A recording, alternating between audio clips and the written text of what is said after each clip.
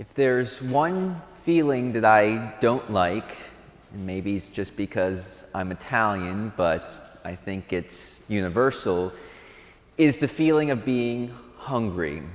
I hate it because it's so uncomfortable and nagging, especially being hungry during Mass. It's just you're sitting there and you're like, I can't eat yet. And in particular, I think of my youngest brother. He's 12, and he will have the reputation of eating, and as soon as he's finished his last bite for lunch, he will ask my mom, so what's for dinner tonight? Always thinking about the next meal. But think about it. Think about the feeling of being hungry. Maybe you're hungry right now. That feeling of just, you're uncomfortable, maybe even a little bit painful. But it's our body's way of signaling us that there's an absence of something that really should be there. An absence, a void of something that should be there, something good, but it's missing. And it's a wake-up call.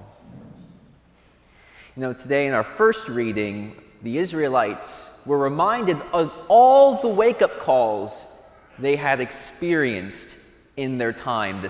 The seraph serpents, the scorpions, many days they hungered. And Moses is saying it's a reminder. It's a reminder, a wake-up call of an absence. An absence that can't just be filled by ordinary food, but rather by the food that endures, which is God's Word. A Word that gives life, a Word that makes them whole, that makes the Israelites whole. It's God. And so today, us modern day Israelites have been reminded, hopefully in our desert of 2020, of our need for God's Word, which gives life and makes us whole. And yes, I'm referring to the Eucharist, to the action of the cross, so powerful, so amazing, and yet makes itself present in the appearance of bread and wine. Yes, the power of God's transforming action that gives us life, that action that separated that division, took the division between us and God and obliterated it. Yes, that makes itself present under the form of bread and wine. And we've been reminded, especially during these times, about how much we need Him more than anything. God's Word that gives life and makes us whole. And we see throughout the world, whether it be not seraph serpents or scorpions, but rather COVID and even the protesting that's going on, that the world's hungry.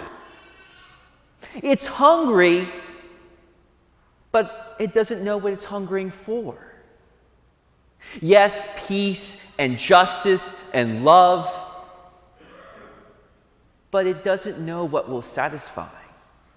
But you and I know. And so, as we come back together, God is telling us through our readings that we need to be that love and that peace. We need to feed the world. Not just with the material food, but that which will truly satisfy. God's love, which you are going to receive now. Because the world is hungering, but it does not know what it's hungering for. But you and I do. And God's going to give you that now. So ask for the grace to receive God's Word in His Eucharist. Receive them now, and so be made new That you don't leave this place and think, we're going back to normal. No, today is a new normal. Today, God is making you and I new. And even if you don't receive the Eucharist today, but make your spiritual communion, ask for that grace to be made new so that you may be sent forth and make the world whole in God. Ask for that grace so that we may indeed make the world new. We may indeed make the world whole in God, and so that we may all be gathered together one day around God's heavenly banquet where no one will ever hunger again.